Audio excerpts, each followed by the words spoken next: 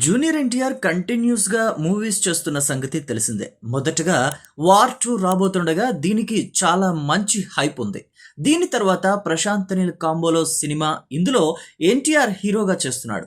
అయితే ఈ రెండు సినిమాల గ్యాప్ లో ఈ రోజు మే 28వ తేదీన సీనియర్ ఎన్టీఆర్ జయంతి.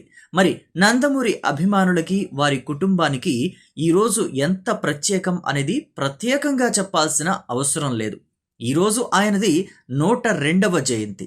అయితే ఈరోజు పొద్దున్నే జూనియర్ ఎన్టీఆర్, అన్న కళ్యాణ్ రామ్లు ఇద్దరూ కూడా ఎన్టీఆర్ ఘాటుకు చేరుకుని అక్కడ కొంత సమయం గడిపి ఎమోషనల్ అయిన ఆ దృశ్యాలు వైరల్గా మారాయి.